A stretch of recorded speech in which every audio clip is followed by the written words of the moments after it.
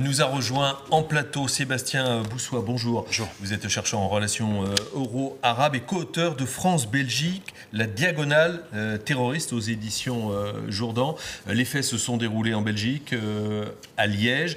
On sait qu'à côté de Liège, à une vingtaine de kilomètres, il y a cette ville de Verviers, qui est potentiellement un foyer de terroristes. Déjà, pour s'intéresser à la Belgique, avant de s'intéresser au rapport existant entre le terrorisme belge et français, est-ce qu'on peut faire un lien entre Verviers et Liège ?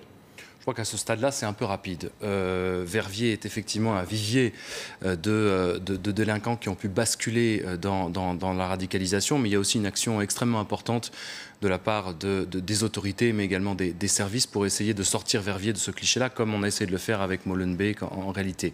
Je crois que Liège, malheureusement, a vécu un drame aujourd'hui, comme ça a été le cas en 2010, par exemple. En 2010, sur la place des Guillemins, il y a eu une dizaine de morts et à peu près 300 blessés d'un électron libre qui s'en est pris évidemment à la ville et au symbole de la cité ardente. Je crois qu'il y a un certain nombre de villes en Belgique qui peuvent être problématiques, mais je ne suis pas sûr que la question se pose en ces termes aujourd'hui. On voit bien encore une fois un type de profil assez classique entre guillemets, c'est-à-dire que ce jeune homme s'est radicalisé clairement en prison. Ce serait radicalisé en prison. Ce serait radicalisé en prison. Je crois qu'il est aujourd'hui, en tout cas dans les travaux que l'on réalise, beaucoup plus clair et net d'essayer de faire des liens entre des profils qui se sont radicalisés dans des espaces spatio-temporels type prison ou Internet que véritablement dans des villes. Après, il y a des concours de circonstances. Il suffit qu'il y ait un recruteur, il suffit qu'il y ait une personne charismatique, ça a été le cas à Nice ou ailleurs, ou à Anvers à l'époque avec Sharia for Belgium. Donc je crois qu'il faut véritablement séparer les choses. Ce qui est clair, c'est qu'il y a aussi des grandes villes, par exemple comme Charleroi, qui auraient pu être des viviers.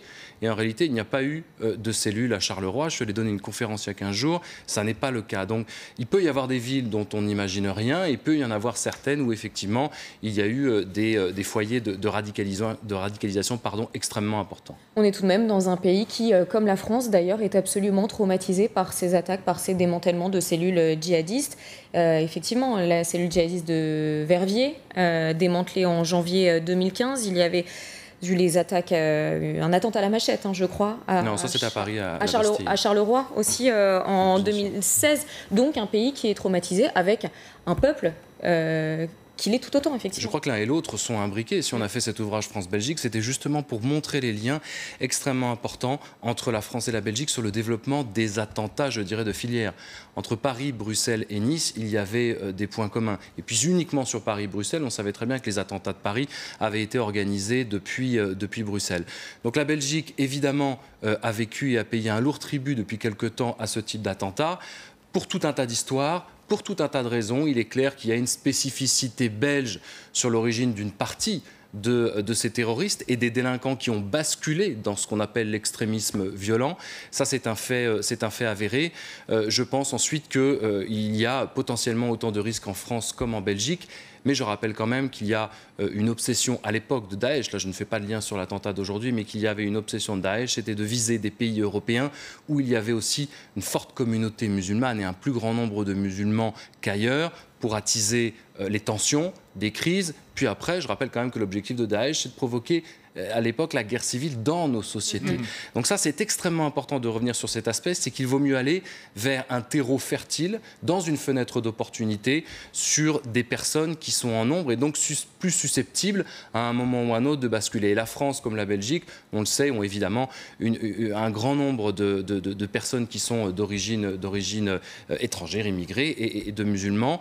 Et parmi ceux-là, une toute petite minorité, à un moment, va basculer. Il suffit de quelques personnes, il suffit d'un réseau de délinquance entre différents pays pour progressivement basculer. Le plus grand mystère, c'est évidemment comment est-ce qu'on bascule de la délinquance au grand banditisme. Et ça, je reviens avec ma case prison. C'est extrêmement important parce qu'on a eu dans les prisons, notamment de Saint-Gilles et de Forêt à Bruxelles, beaucoup de jeunes qui ont été en prison pour des faits de petite délinquance, qui avaient 20-30 grammes ou je ne sais quoi et qui dealaient du hashish et qui se sont retrouvés en prison, à l'époque directement au contact des recruteurs et de grands recruteurs. L'idéologie est un virus et se diffuse et il n'y a plus de cloison étanche entre un très grand recruteur et un petit délinquant et beaucoup sont partis en 2015 directement en Syrie le lendemain de leur sortie de prison.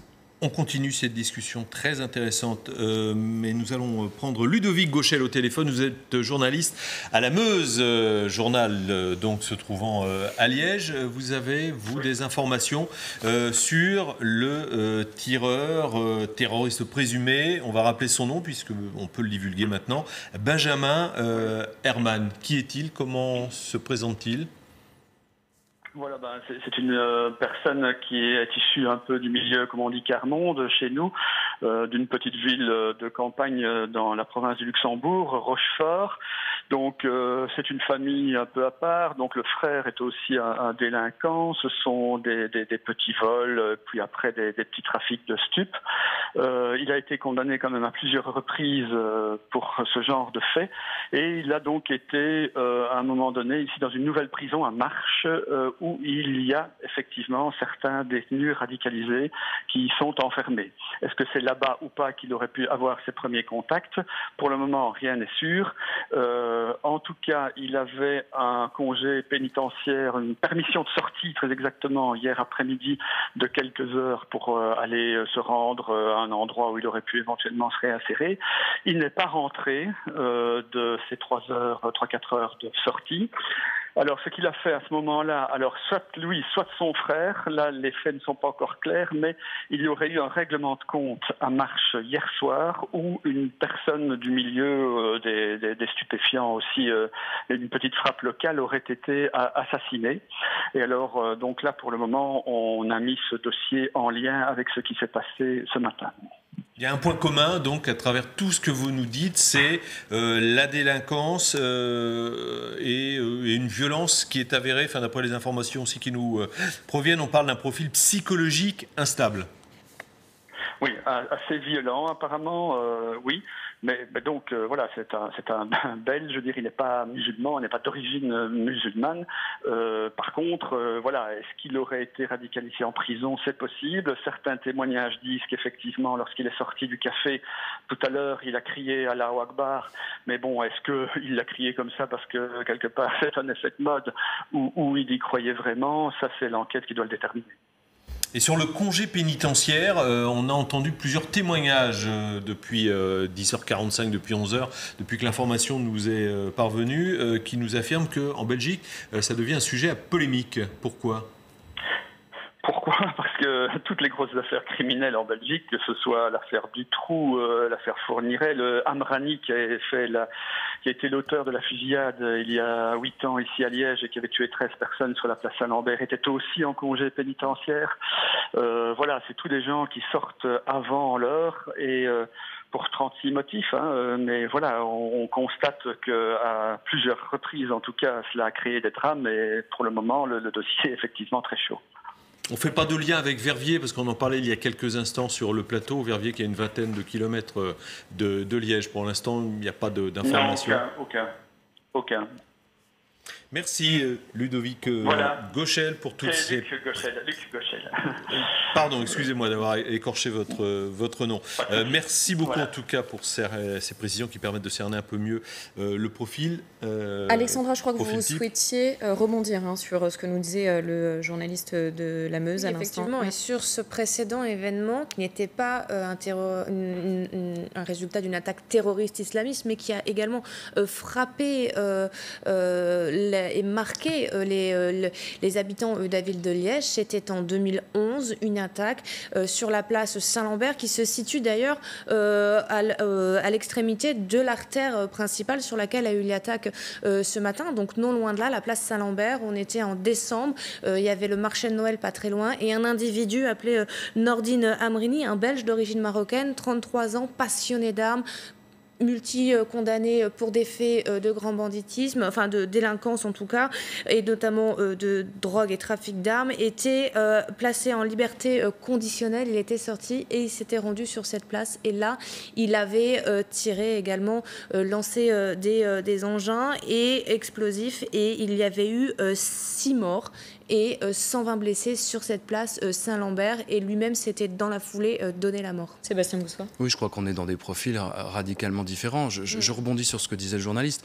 C'est extrêmement important, encore une fois, quand on a une situation comme ça, de réfléchir véritablement à la mécanique de notre justice. Que ce soit les remises de peine ou les congés pénitentiaires, on est dans la même interrogation. Il y a eu des polémiques en France sur des remises de peine du temps d'un ancien ministre de la Justice. C'est effectivement une question problématique. Que vous mettiez quelqu'un en prison pendant 1 an, 5 ans, 10 ans ou 20 ans, qu'est-ce que ça change fondamentalement le jour où il va sortir?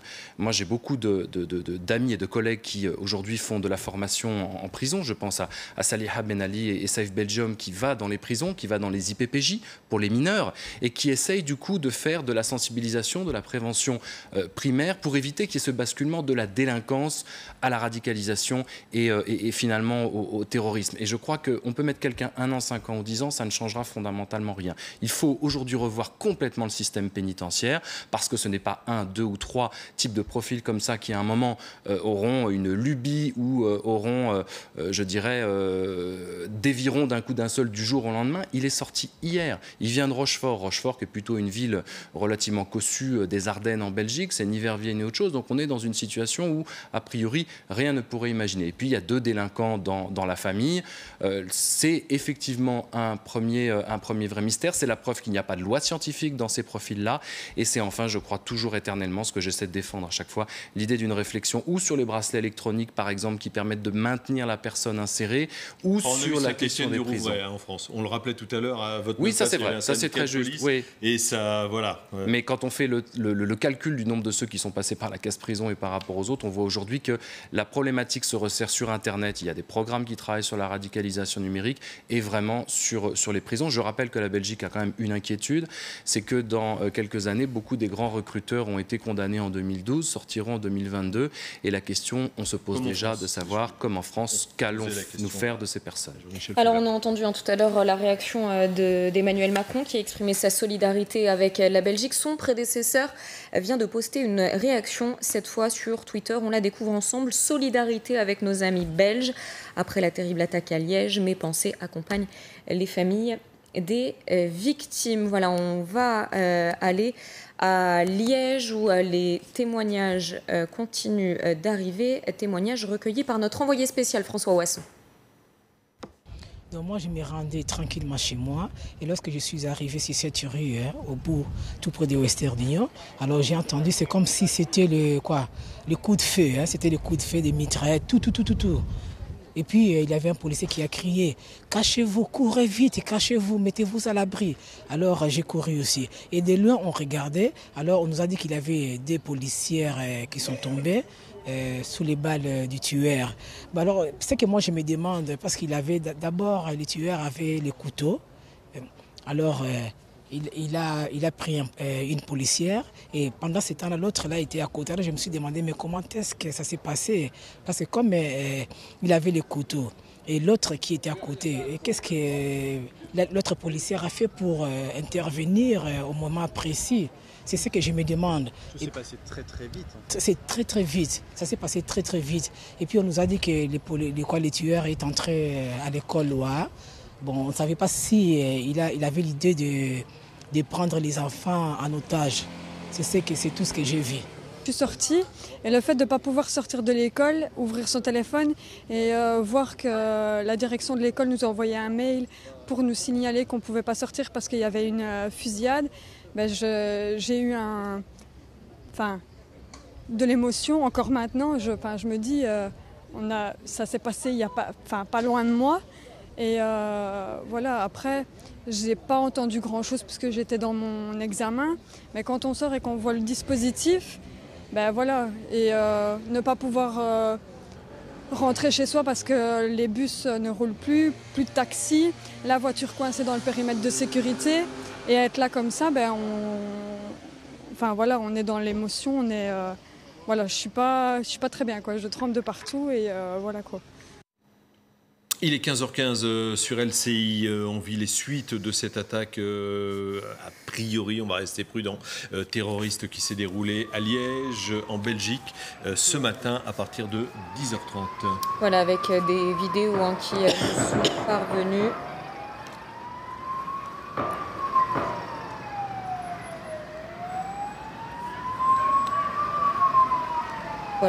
vidéo où on voit des forces de police et surtout beaucoup de passants qui prennent la fuite, évidemment.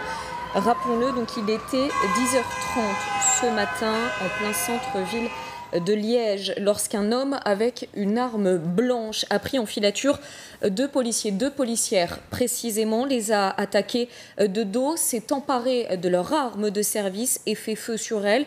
Les deux femmes policières ont été tuées. Il s'en est ensuite pris à un véhicule qui était stationné dans la rue. À bord, deux personnes. L'assaillant a fait feu sur le passager, un jeune homme de 22 ans qui a également été tué. L'auteur de l'attaque, cet homme donc, a pris ensuite la direction d'un lycée où il a pris une femme en otage. C'est là que la police a pu intervenir. L'auteur de l'attaque leur a tiré dans les jambes avant d'être abattu. Début de l'attaque 10h30, fin de cette attaque 10h40, 10h45 selon les témoignages que nous avons pu recueillir. Et donc un assaillant âgé de 36 ans, Benjamin Herman, un homme originaire de Rochefort qui était incarcéré à la prison de Lantin jusqu'à hier, jusqu'à ce lundi. Il bénéficiait donc d'un congé pénitentiaire, Philippe. On va écouter le maire en Belgique, on dit bourgmestre de Liège, apporter ses précisions. Les drapeaux seront mis en berne sur l'hôtel de ville et des bâtiments communaux. Un registre de condoléances sera ouvert demain dès 10h à l'hôtel de ville et nous respecterons une minute de silence. Donc nous allons fixer le moment à un moment dans la journée. Je voudrais aussi, au nom de la ville, présenter nos condoléances aux familles des victimes. Nous avons deux agents de la zone de police décédés, nous avons un jeune homme décédé. Donc soutenir les familles, soutenir les membres de la zone de police qui sont fort sollicités ces derniers temps et qui sont touchés aujourd'hui. Et également assurer toutes les personnes qui ont été impliquées dans les scènes de tout notre soutien et du soutien des équipes qui vont les assister. Voilà pour le point presse donc, du bourgmestre de Liège. Emmanuel Macron a pris la parole également en début d'après-midi. On écoute le président de la République. Je souhaitais commencer cette conférence de presse en exprimant la solidarité du peuple français à l'égard du peuple belge. Nous avons, pendant notre réunion, appris ce qui s'était passé ce matin en Belgique et la terrible attaque qui, semble-t-il, serait qualifiée de terroriste maintenant par le parquet. Il est sans doute trop tôt pour s'exprimer, mais je voulais ici adresser toutes les condoléances et la solidarité du peuple français à l'égard de nos voisins belges. L'expression de cette solidarité d'Emmanuel Macron envers le peuple belge, elle est absolument évidente parce que nous sommes engagés dans un même combat. Oui, bon, c'est vrai qu'on est sur une conférence sur la Libye extrêmement importante et il est important de la part du président de la République de manifester cette solidarité. Après, bon, on est dans une situation où la guerre en Libye, ces personnes-là malheureusement vivent ça à peu près 20 fois par jour, donc il y a une forme un peu de décalage, mais on comprend que soit nécessaire de la part du président de la République de le manifester, parce que depuis 2015, il y a cette solidarité franco-belge. Moi, je souris toujours parce que je suis français et je vis en Belgique depuis 10 ans, et autant les Belges sont totalement obsédés par ce qui se passe en France, avec souvent d'ailleurs une part de fascination, d'attraction, et du côté français, on découvre souvent la Belgique, malheureusement, depuis quelques années, sur des côtés moins glorieux, la manière dont il y a eu ce bashing au moment des attentats, où on a voulu rendre uniquement responsable la Belgique. Je crois qu'il y a probablement de la part de la France aussi une volonté peut-être de se racheter dans la vision qu'elle a donnée de la Belgique immédiatement après les attentats de Paris, c'est-à-dire de considérer la Belgique comme un foyer de terroristes, une sorte de djihadistan, de considérer Molenbeek comme finalement la pire ville sur Terre qui regroupait tous ces terroristes, puisque beaucoup de personnes y étaient était passé et qu'effectivement, il y a peut-être une spécificité de Molenbeek, mais pas au-delà de ça, puisque plus de jeunes, par exemple, sont partis en Syrie depuis Trappes ou depuis les Alpes-Maritimes. Donc je crois qu'il est important aujourd'hui pour la coopération franco-belge, que ce soit pour les autorités, que ce soit en termes de prévention, de mener des actions communes et évidemment de manifester cette solidarité de par la frontière commune et de par la proximité finalement culturelle, linguistique et identitaire. C'est évidemment extrêmement important de pouvoir permettre aussi de trouver des solutions à ces processus de radicalisation, et que ça soit en Flandre, dans l'espace francophone, en Wallonie, à Bruxelles ou en France. On est sur des vraies pistes de coopération. Les organisations de prévention avec lesquelles je travaille en France vont aller faire des actions de sensibilisation en Belgique, et puis également de l'autre côté, parce que plus en amont on travaillera et plus on essaiera de faire ces actions, mieux ça sera. Et je crois qu'il y a aussi des groupes de discussion, mais également des formations qui sont données en prison par des formateurs depuis la Belgique ou ailleurs, parce que nous savons que ce sont des éléments communs et que nous devons ensemble trouver des solutions à ce problème. Votre livre s'appelle « La diagonale terroriste ». Qu'est-ce que ça veut dire, diagonale terroriste? Quand on parle, je rappelle le titre de votre livre, hein, France-Belgique, la diagonale terroriste. L'idée était, avec mon co-auteur Asif Arif, de donner deux points de vue, un côté français et un côté belge, un côté un lien entre Bruxelles et un lien avec Paris. Je crois qu'il était important pour nous d'essayer de montrer que finalement ces attentats de filière Paris ou Bruxelles avaient été construits, organisés et structurés depuis les deux pays, avec, je dirais, entre guillemets, pardonnez-moi l'expression, des ressources humaines de part et d'autre. La Belgique a représenté une part je dirais, de foyer, en tout cas sur lequel se sont organisés et structurés des délinquants devenus terroristes en Belgique. Et puis du côté français, on a eu aussi évidemment notre lot. Quand j'ai vu l'image ces images symboliques au moment des attentats de Paris, avec Salah Abdeslam rentrant, enfin je m'imaginais Salah Abdeslam en train de rentrer tranquillement à Bruxelles après les attentats commis en novembre. Je trouvais que du coup cette idée de diagonale, c'était de montrer ce lien, que indéfectiblement les actions, les destins étaient communs entre les deux types de djihadistes et de délinquants entre les deux pays. Et finalement, on l'a malheureusement vu, c'est qu'après les attentats de Paris, les choses se sont accélérées quand les autorités et les forces de police ont resserré les taux sur Abdeslam, au point de finalement découvrir qu'il n'était pas parti au fin fond de l'Europe de l'Est ou ailleurs, mais qu'il était bien à Molenbeek.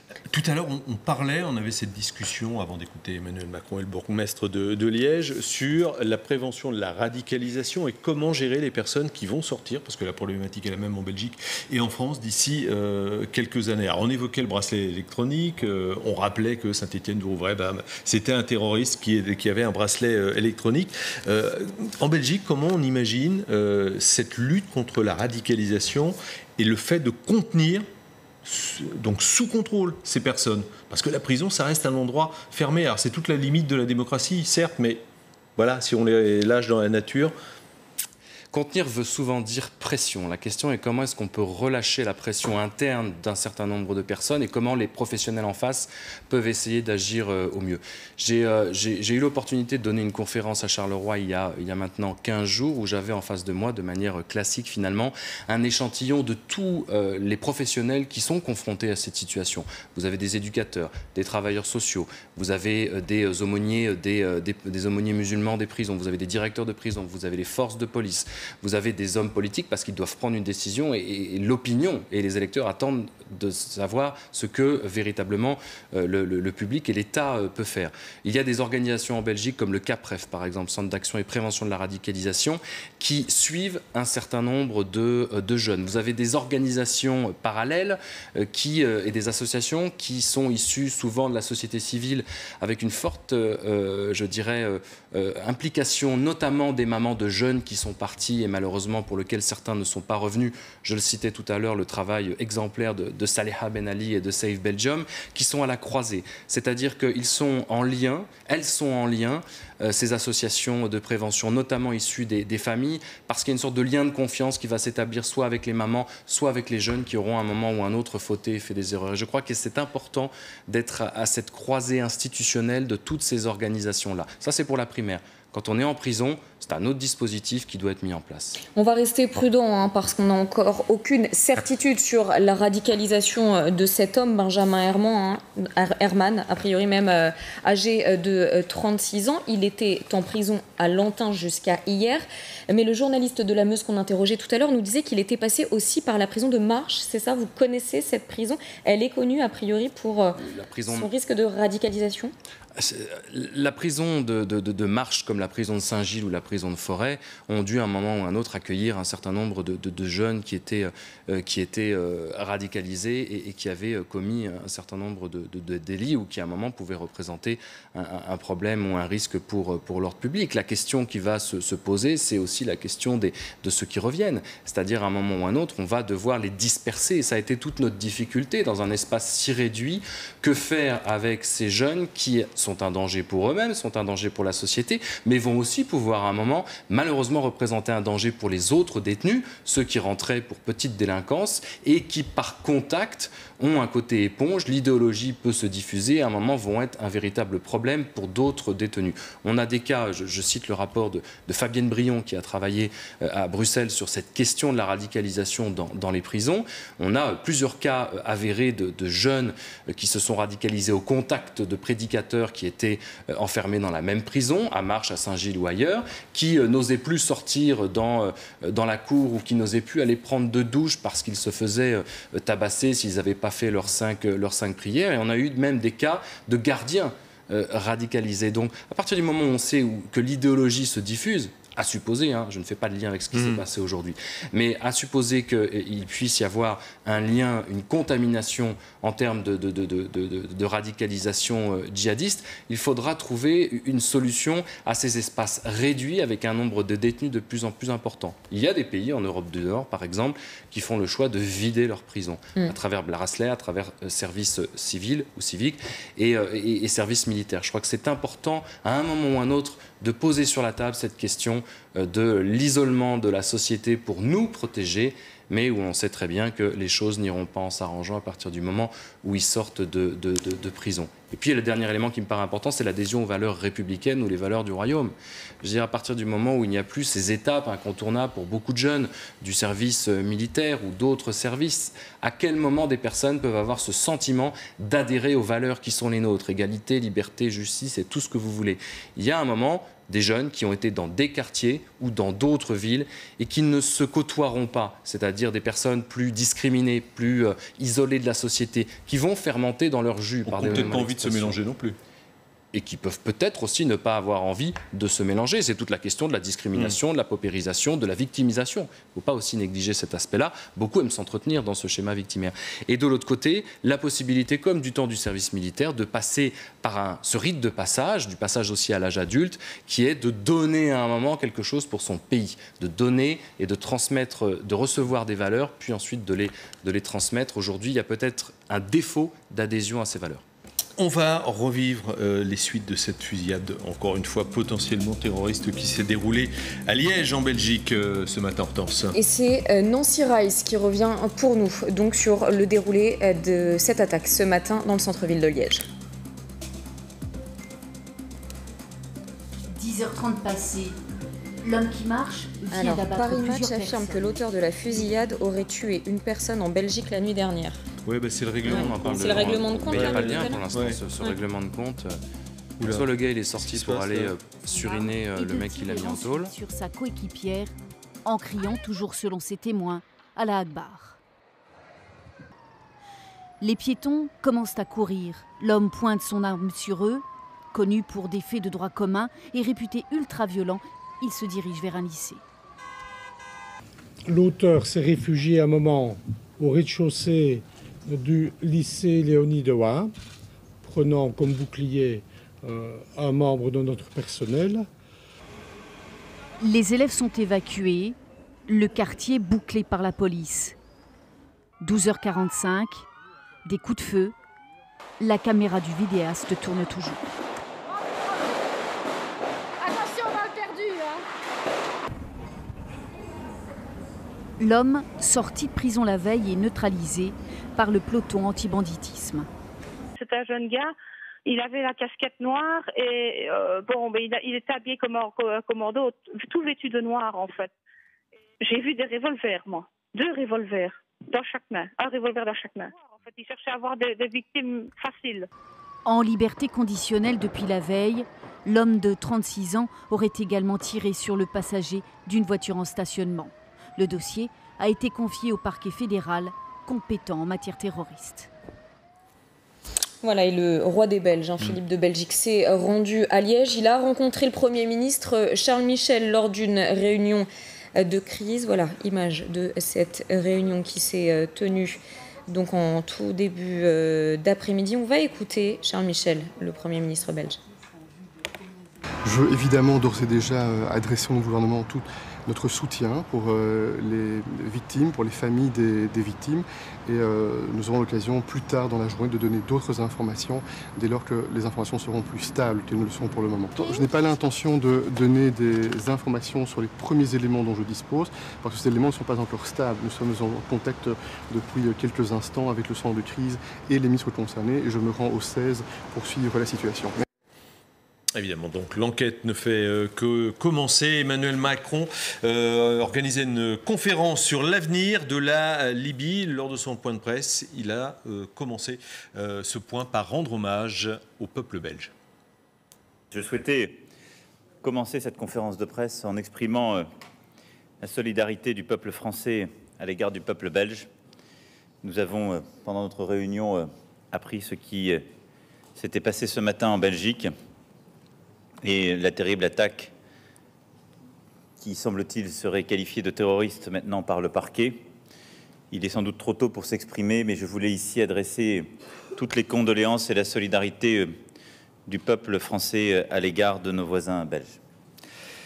Voilà, solidarité exprimée également sur Twitter par François Hollande, prédécesseur d'Emmanuel Macron. Vous le voyez, solidarité avec nos amis belges après la terrible attaque à Liège.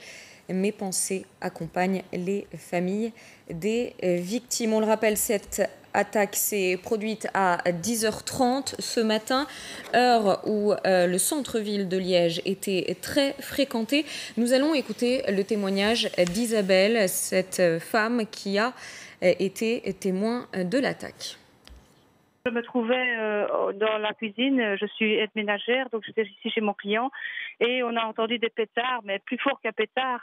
Bon, on a entendu ça 1 fois, 2 fois, et puis alors après ça se répétait, donc on est sorti, mon client et moi, sur le balcon voir ce que c'était, et là il y avait une voiture blanche à l'arrêt au feu rouge et il avait tiré en fait dans la voiture, sous la voiture, côté convoyeur. Et il a tiré 2 fois et puis il est allé, derrière lui il y avait un café, il a tiré, mais là je n'ai rien vu, je ne sais pas sur quoi il tirait parce qu'il y avait la tonnelle qui cachait. Et ensuite, il est revenu vers la voiture, il a retiré un bout de temps sur quelqu'un et là une dame est sortie de la voiture indemne, elle a eu sacrément de la charge et je pense qu'il n'y avait personne d'autre qu'elle de la voiture. Elle est partie en courant. Et malheureusement, en fait, dans la voiture, il y avait quelqu'un côté convoyeur. Je pouvais juste distinguer la jambe d'un homme. Donc, est-ce que c'était son mari? Est-ce que c'était son fils? Je ne sais pas. Et ensuite, le tireur a levé les bras en l'air, a commencé à crier Allahu Akbar et il a parlé de Syrie. Mais j'ai rien compris. Mais en tout cas, j'ai bien compris le mot Syrie. J'étais tellement fâchée que je l'ai insulté du haut de mon balcon du 5e étage. Et puis alors après, il est parti se réfugier dans l'école qui est ici à 10-12 mètres, ici sur le même trottoir. Et là, la police est arrivée en moins d'1 minute assez vite. Et voilà, s'en est suivi la prise d'otage qui a duré plusieurs minutes. Et puis, j'ai vu l'assaillant sortir en courant, tirer vers les forces de l'ordre et ils ont naturellement riposté. Il a été assez vite abattu. Et c'est tout ce que je peux dire. Un policier a été blessé durant l'attaque, en plus des deux autres policiers qui sont morts et le monsieur qui est là dans la voiture, qui est toujours là d'ailleurs, qui est décédé, on lui a tiré de sa bout portant. Donc c'est tout ce que je peux vous dire pour l'instant ici. L'atmosphère est très lourde ici à Liège. Et notre envoyé spécial sur place, François Wasson, a recueilli d'autres témoignages. On les écoute. Donc moi, je me rendais tranquillement chez moi.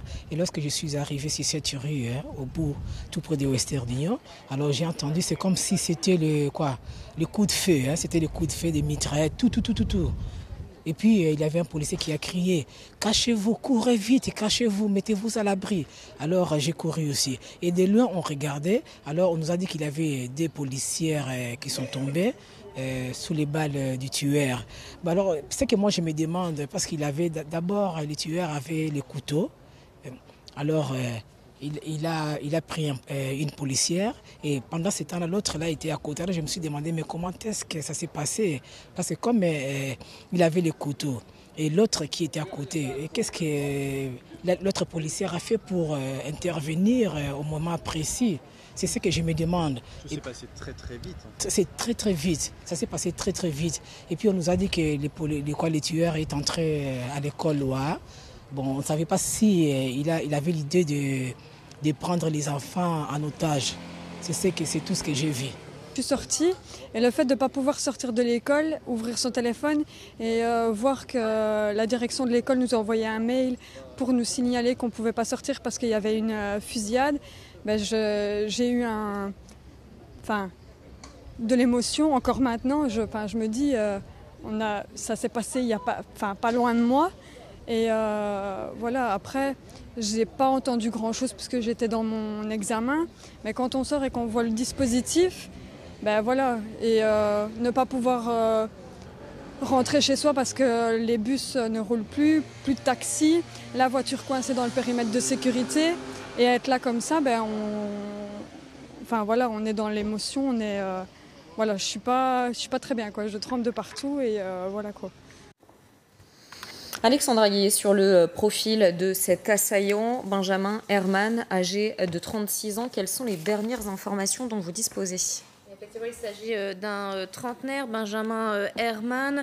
Il est originaire de Rochefort, c'est dans la province du Luxembourg, c'est à mi-chemin à peu près entre Namur et Liège. Ce jeune homme était connu pour de multiples faits de délinquance, de petite délinquance. Il était placé en détention, il était incarcéré et il avait bénéficié hier d'un congé pénitentiaire. C'était une autorisation pour pouvoir quitter sa prison pendant quelques heures, notamment dans le cadre de la préparation de sa future réinsertion à sa sortie de prison à la fin de sa détention. Il était réputé comme un individu visiblement assez violent. Désormais, une question va se poser très rapidement pour les enquêteurs. C'est cet individu, avant de commettre cet acte ce matin, et d'après plusieurs témoins d'avoir notamment revendiqué cet acte en hurlant à la Akbar, s'est-il radicalisé en prison? Et si oui, est-ce qu'il avait été détecté? Et dans ces cas-là, est-ce qu'il n'y a pas eu une erreur en le laissant sortir hier pour quelques heures pour essayer d'avoir un rendez-vous en vue d'une réinsertion? Ce sont des questions auxquelles les enquêteurs vont désormais devoir apporter des réponses. Sébastien Boussois, je rappelle que vous êtes l'auteur de France-Belgique, la diagonale terroriste. Est-ce que cette multiplication d'attaques assez similaire au couteau, ensuite, bon là dans le cas présent, il s'est emparé des armes d'une policière, ça fait aussi un peu penser à ce qui s'est déroulé à Carcassonne, ça signifie quelque chose de la défaite de Daesh sur le terrain? Encore une fois, sans faire de parallèle immédiat sur le lien entre Benjamin Herman et quelques conversions que ce soit, quelques radicalisations islamistes que ce soit, je pense que c'est intéressant de voir aussi la nature de la transformation des attentats dont nous sommes victimes. C'est bien toute la difficulté dans nos pays aujourd'hui, c'est que face à ce changement de type de conflit et également de menaces, on n'est plus dans des menaces d'État à État, ça vient au sein même d'un pays et ce sont des gens qui utilisent finalement ce que Baghdadi avait suggéré de faire, c'est-à-dire en 2015, au moment où Daesh commençait à faiblir, il avait incité tous ces jeunes-là à s'en prendre directement soit à des symboles de nos pays, de la République ou d'un royaume comme la Belgique, soit de s'en prendre directement à des gens et faire un certain nombre d'attentats, qu'ils soient disparates. C'est vrai qu'entre les attentats de filière que je considère entre triple guillemets, comme rentables, en termes de violence et de menaces, et ce type d'attentat qui restera très limité malgré malheureusement le drame de quatre victimes, c'est une véritable question sur le type de soldat de Daesh, s'il était effectivement de cette armée de l'ombre. Ça, c'est une vraie question, parce que l'essentiel est de provoquer des climats de psychose. Cette idée des couteaux comme des cutters et autres est aussi une importation de méthodes moyen-orientales, comme on a pu voir, vous en souvenez, il y a 1 ou 2 ans à Jérusalem, des Palestiniens, des Arabes israéliens qui s'en prenait aux Juifs au sein même de la vieille ville. On sent encore ce type d'importation de menaces, et ce sont en tout cas des objets qui deviennent des armes par destination et qui peuvent faire beaucoup de mal en termes de psychose au sein même de nos sociétés, parce que ça peut surgir de nulle part, ce que disaient certains des témoins que vous avez interrogés. Les couteaux, il y en a eu en Allemagne et ailleurs, si vous vous souvenez. On a parlé de certains types de profils psychologiques instables. Bon voilà, personne n'est psychologue à ce stade-là pour arriver à définir ce qu'est un profil psychologique ou instable. Et qu'est-ce qui fait que quelqu'un qui sort hier, on a parlé d'un règlement de compte à un moment, qu'est-ce qui fait que quelqu'un qui sort de prison hier s'en prend si rapidement? Ce qui est clair, c'est que beaucoup ont été idéologisés en prison et dont l'objectif est, une fois sortis, d'en finir. Mais je resterai encore une fois très prudent par rapport à ce qu'on a vu à Liège aujourd'hui. Alors Ludovic Gauchel, un journaliste liégeois au quotidien La Meuse, nous en disait plus il y a quelques instants sur cet homme, donc Benjamin Herman. On écoute ce journaliste de La Meuse. Voilà, c'est une personne qui est issue un peu du milieu, comme on dit, Carmonde, chez nous, d'une petite ville de campagne dans la province du Luxembourg, Rochefort. Donc c'est une famille un peu à part. Donc le frère est aussi un délinquant. Ce sont des petits vols, puis après des petits trafics de stupes. Il a été condamné quand même à plusieurs reprises pour ce genre de fait. Et il a donc été à un moment donné ici dans une nouvelle prison à Marche, où il y a effectivement certains détenus radicalisés qui y sont enfermés. Est-ce que c'est là-bas ou pas qu'il aurait pu avoir ses premiers contacts? Pour le moment, rien n'est sûr. En tout cas, il avait un congé pénitentiaire, une permission de sortie très exactement hier après-midi de quelques heures pour aller se rendre à un endroit où il aurait pu éventuellement se réinsérer. Il n'est pas rentré de ces 3-4 heures de sortie. Alors, ce qu'il a fait à ce moment-là, alors soit lui, soit son frère, là les faits ne sont pas encore clairs, mais il y aurait eu un règlement de compte à Marche hier soir où une personne du milieu des stupéfiants aussi, une petite frappe locale, aurait été assassinée. Et alors, donc là, pour le moment, on a mis ce dossier en lien avec ce qui s'est passé ce matin. C'est un Belge, je veux dire, il n'est pas musulman, il n'est pas d'origine musulmane. Par contre, voilà, est-ce qu'il aurait été radicalisé en prison? C'est possible. Certains témoignages disent qu'effectivement, lorsqu'il est sorti du café, tout à l'heure, il a crié Allahu Akbar. Mais bon, est-ce qu'il l'a crié comme ça parce que, quelque part, c'est un effet de mode ou il y croyait vraiment? Ça, c'est l'enquête qui doit le déterminer. Avant de refaire le point dans quelques minutes sur les derniers développements, les informations en provenance de Liège, un point sur, c'est votre spécialité, je rappelle que vous avez écrit le livre France-Belgique, la diagonale terroriste, sur le profil, si l'on peut dire, des convertis. Vous avez étudié ce phénomène de près? En tout cas, j'ai essayé avec mon co-auteur de voir cette évolution de la sociologie des profils de radicalisation. Sur 2016, 2018, alors qu'avant on était sur un profil un petit peu, je dirais, presque classique du type de jeunes. Il y a plein d'études qui sont sorties là-dessus.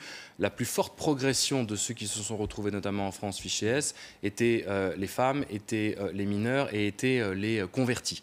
Je crois qu'il y a un élément important, si tel était le cas, du profil classique de converti, c'est qu'il est dans ce zèle, à la différence de beaucoup d'autres. Il a besoin de justifier davantage de son action. Je vous coupe parce que nous sommes avec Marine Le Pen en direct de l'Assemblée nationale. On devrait retrouver Marine Le Pen, la présidente du Front National, tout de suite d'ailleurs.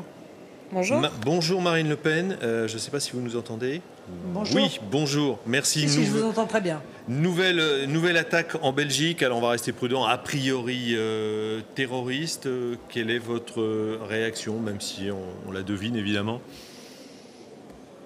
Nous avons évidemment une réaction de compassion à l'égard des victimes, à l'égard de leurs familles, mais surtout le sentiment que définitivement on ne prend pas la mesure du fléau, la mesure du danger, ni en France, ni réellement chez nos voisins, et qu'on reste sur une philosophie qui est une philosophie un petit peu de la roulette russe, en ce sens qu'on essaye de suivre par le renseignement, par la surveillance, tout en sachant qu'elle est insuffisante, ceux qui pourraient représenter un profil dangereux, mais qu'évidemment certains passent au travers des mailles et que les conséquences en sont dramatique, catastrophique. Donc j'appelle depuis, vous le savez, de nombreuses années à changer de philosophie, à mettre en œuvre une politique de prévention, notamment en récupérant la maîtrise de nos frontières, mais aussi en renvoyant chez eux ceux qui commettent des crimes et des délits et ceux qui sont radicalisés, même sans avoir commis un acte quelconque. Et une fois de plus, ceci nous met en face d'un nouveau risque, c'est celui des revenants de Daesh, qu'a évoqué M. Molins, mais c'est aussi celui de ceux qui vont sortir de prison et qui ont été condamnés pour activités terroristes et dont nous savons pertinemment qu'il y a très peu de chances pour qu'ils aient abandonné cette idéologie et qu'ils soient revenus dans le droit chemin. Donc on ne cesse de multiplier les risques, d'aggraver les dangers et on ne prend pas, je crois, la mesure réellement du fléau qui s'abat aujourd'hui sur la Belgique, qui s'est abattu à de multiples reprises hier sur la France et dont les spécialistes nous disent qu'il s'abattra à nouveau sur nos compatriotes. Marine Le Pen, on va quand même rester prudent. Nous n'avons aucune certitude sur la radicalisation de l'auteur de l'attaque. On sait que son profil psychologique était considéré comme instable par les gens qui l'ont suivi. Ce qu'on sait en revanche avec certitude, c'est qu'il était incarcéré jusqu'à hier et qu'il bénéficiait de ce qu'on appelle en Belgique un congé pénitentiaire. Là-dessus, j'imagine que vous avez aussi à réagir. Vous savez, je crois qu'il y a une forme de laxisme. La Belgique ressemble beaucoup à la France en ce domaine. Il y a une forme de laxisme judiciaire qui s'exprime très souvent, qui s'exprime également par nos juges français et qui consiste souvent par manque de place en réalité à relâcher des délinquants ou des criminels sous 1000 raisons d'ailleurs différentes. Moi je plaide, vous le savez, en France, je n'entends pas me mêler de ce qui se passe en Belgique, mais je plaide en France pour la certitude de la peine, je plaide pour une échelle des peines qui soit revalorisée. Or je note que dans le projet justice que va porter Madame Belloubet d'ici quelques semaines, eh bien c'est exactement l'inverse que l'on veut faire. On veut aggraver la philosophie de Madame Taubira, qui consiste à mettre en œuvre des peines de substitution en toutes circonstances. Il y a beaucoup de mesures à mettre en œuvre. On peut vider les prisons, mais pas en libérant les délinquants, en passant des accords avec les pays dont sont originaires les étrangers qui sont dans nos prisons et qui sont très nombreux. Ils sont 17% du nombre de détenus, pour qu'ils fassent leur peine dans leur pays d'origine. Voilà un bon moyen, probablement qu'ils ne recommencent pas à commettre des délits ou des crimes sur notre territoire, et également un moyen de pouvoir mettre en prison ceux qui sont aujourd'hui en liberté et qui pourtant méritent d'être mis hors d'état de nuire. Une dernière question, on parle beaucoup, alors on va rester prudent parce que l'enquête ne fait que commencer à Liège, mais bon, dans le débat, sur ce plateau, on parle de radicalisation en prison. On rappelle qu'à partir de 2022-2023, il y a des gens extrêmement dangereux qui sortiront de prison. Question toute simple, est-ce que vous êtes pour le maintien en prison de ces personnes, même si elles ont terminé leur peine au motif du, on va dire, principe de précaution ? Alors d'abord, ça dépend de la situation. S'ils sont étrangers, il faut immédiatement les renvoyer chez eux. S'ils sont binationaux, il faut, je crois, engager une procédure de déchéance de la nationalité. Vous savez, ma théorie, je la défends depuis longtemps, c'est que tout acte de soutien au fondamentalisme islamiste est un acte d'intelligence avec l'ennemi. Et donc, il faut juger ceux qu'on ne peut pas expulser ou qu'on ne peut pas déchoir, c'est-à-dire les Français, qui n'auraient qu'une seule nationalité. Il faut les juger pour intelligence avec l'ennemi. Intelligence avec l'ennemi, c'est 30 ans de détention. Vous voyez que ça les met hors d'état de nuire pendant quand même un sacré bout de temps. Mais il faut aussi que ces détenus soient traités en fonction de leur dangerosité. Aujourd'hui, ils bénéficient du régime de droit commun de l'ensemble des détenus. Ils peuvent téléphoner comme bon leur semble. Ils sont en possession d'armes par destination. On l'a vu, ils ont attaqué des personnels pénitentiaires en toutes circonstances dans les dernières semaines. Donc encore une fois, changeons de philosophie. Changeons de philosophie. Attaquons-nous à défendre les Français, car c'est ce que les Français attendent des responsables politiques et c'est ce auxquels ils ont droit. Merci beaucoup Marine Le Pen, présidente du Front National, en direct de l'Assemblée nationale pour cette réaction. Sébastien Boussois, vous voyez réagir pendant que Marine Le Pen parlait. Est-ce qu'il y a des choses qui vous ont choqué dans ce qu'elle a dit ? Oui, un certain nombre évidemment, parce que Marine Le Pen considère que du coup la prison est une solution. Or, quand on travaille véritablement sur ce sujet, on sait très bien quelle est une des origines. Quand vous mettez ces délinquants, on en a parlé tout à l'heure, quand vous les mettez pour des petits faits de délinquance et qui ressortent terroristes, il y a bien une raison à ça. Donc moi je veux bien les mettre 10 ans, 20 ans, 30 ans, etc. Mais alors, où se situent les limites de la démocratie ? C'est une vraie question qu'on peut poser à Marine Le Pen dans ce cas-là, y compris sur la question du principe de précaution. Sur la question des étrangers... Le principe de précaution, c'est moi qui disais. Non, mais je veux dire... C'était dans ma question. C'était un moyen d'essayer de voilà. Sur la question des étrangers, je sais que c'est une obsession chez Mme Le Pen, mais sur cette question-là, tous ceux qui ont commis des attentats sur notre sol, que ce soit en France, en Belgique ou ailleurs, sont nés sur notre sol. Et je crois que la question, elle est fondamentale. Pas tous, qu'est-ce qui pas en 2015. Partie Non, pas le Bataclan ou le Stade de France. Ils sont nés en France ou en Belgique. Il y en a qui étaient étrangers, qui venaient du théâtre d'opération en Syrie, Irak. Oui, mais ce que je veux dire, ceux qui ont commis véritablement sont à un moment nés en France, en Belgique. C'est cet élément-là. Ça veut dire que qu'est-ce qui fait qu'à un moment, des jeunes arrivent à se retourner contre eux, ça c'est l'idéologie qui fait que, mais arrivent à se retourner contre la société qui les a mal fait grandir, mal évoluer. Je ne veux pas utiliser l'argument de la victimisation ou ce genre de choses-là à outrance. Mais je crois que c'est une véritable question. Les généralisations de Mme Le Pen sont problématiques par rapport à ces sujets-là. Et je crois que, évidemment, c'est encore une fois la question de remettre sur le tapis cette question de la prison. La déchéance de nationalité, on a vu ce que le débat avait provoqué.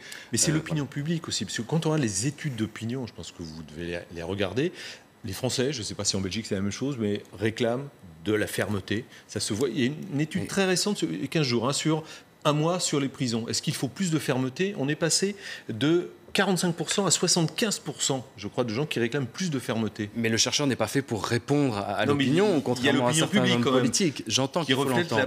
Alors ça, les politiques qui reflètent l'opinion publique. La question de la menace ou de la peur, je crois qu'on ne peut pas contrôler une peur. C'est une vraie question. Que ce soit sur des questions sur lesquelles je travaillais avant Israël, Palestine ou ici, quand les personnes se sentent en danger, il faut que la réponse publique soit importante. C'est ce qu'on a fait en France ou en Belgique. En Belgique, on a des militaires partout dans les rues depuis maintenant 3 ans. Ça coûte énormément d'argent. Je serais plutôt partisan de déshabiller Pierre pour habiller Paul, en tout cas pour se concentrer sur la question de la prévention et mettre aussi beaucoup d'argent sur la prévention. Comme vous le dites, l'opinion a un problème avec la prévention, c'est qu'elle ne voit pas de résultats immédiats. Donc elle condamne la prévention en disant que ça ne sert à rien, parce que si quelqu'un, à un moment ou un autre, sort une arme ou commet un attentat, s'il y a des militaires, comme sur le parvis de la gare centrale, par exemple, à Bruxelles, qui ont permis d'arrêter un tueur fou, si vous voulez, il y a quelques mois, on a besoin de ça. Il y a besoin de cette présence militaire, même si je trouve qu'elle est parfois démesurée, mais elle est importante pour rassurer l'opinion. En sous-main, il est important de faire travailler les services, de faire travailler également les organisations de prévention, parce que ce sont elles qui pourront dégoupiller un peu en amont des jeunes qui, à un moment, pourraient être influençables et basculer. On a entendu Marine Le Pen, au tout début de son interview, parler de solidarité, évidemment, avec la Belgique. Et c'est évidemment un sentiment européen qui prévaut dans les réactions politiques. On va écouter Éric Ciotti. La Belgique est à nouveau frappée par le terrorisme. L'Europe est à nouveau frappée par le terrorisme. Ce drame, cette tragédie nous rappelle que nous sommes au cœur d'un processus qui malheureusement sera durable, que l'Europe est une cible, que les pays démocratiques sont une cible et que nous devons ne pas baisser la garde. Je note que la Belgique avait abaissé son niveau d'alerte, qui était passé au niveau 2, comme la France l'a fait en sortant de l'état d'urgence. C'était peut-être imprudent. Nous sommes toujours face à une menace terroriste maximale Il ne faut pas baisser la garde. Plus que jamais, il faut rester mobilisé de toutes nos forces contre le terrorisme. Elle le sort à Bruxelles. Voilà, donc on va maintenant regarder une vidéo, une autre que nous allons donc découvrir, vidéo de cette attaque juste après l'attaque au moment où l'assaut a été donné sur l'assaillant. C'est chaud là.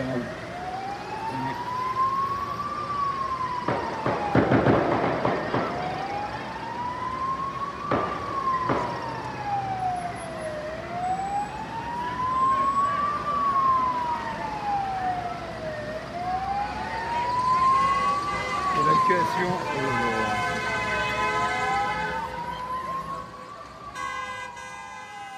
Voilà, ça c'était au moment donc de l'attaque. Alexandra, on a vu des images qui nous sont parvenues plus tard avec des témoignages, des gens qui sont évidemment choqués. Il y avait une personne qui disait « je suis en pleurs, je ne peux pas rentrer chez moi, les bus sont arrêtés ». L'explication, c'est qu'il faut évidemment que les enquêteurs fassent leur travail, que la scène de crime est gelée. Oui, on le voit sur les images qui sont retransmises ici en direct. On aperçoit des tentes rouges, on aperçoit des policiers de la police technique et scientifique qui sont facilement reconnaissables grâce à leur tenue blanche. On voit également des plots qui sont disposés un petit peu partout. Pourquoi ? Eh bien parce que la scène a été totalement gelée. Même si l'incident en lui-même n'a duré qu'a priori une quinzaine de minutes entre l'attaque des policières, puis du passant, puis cette intrusion dans le lycée, eh bien, la mesure de sécurité, c'est d'établir un périmètre de sécurité le plus large possible. On a parlé notamment que l'individu, l'assaillant, Benjamin Herman, s'était d'abord rendu dans le café que l'on aperçoit aux Augustins sur l'écran. Pour les enquêteurs, il est primordial de geler la scène pour récupérer et récolter le maximum d'indices. On l'a entendu, il y a eu beaucoup de tirs qui ont été émis pendant cette intervention de la part de l'assaillant, mais également des policiers. Il faut reconstituer l'intégralité du scénario, retrouver également si l'individu n'a pas laissé jeter quelque part là un téléphone, là une lettre, et bon, tout indice qui peut être récupéré, c'est maintenant qu'il faut le faire parce que c'est ce qui va poser tous les éléments de l'enquête à suivre et qui va constituer le dossier qui plus tard constituera une procédure judiciaire.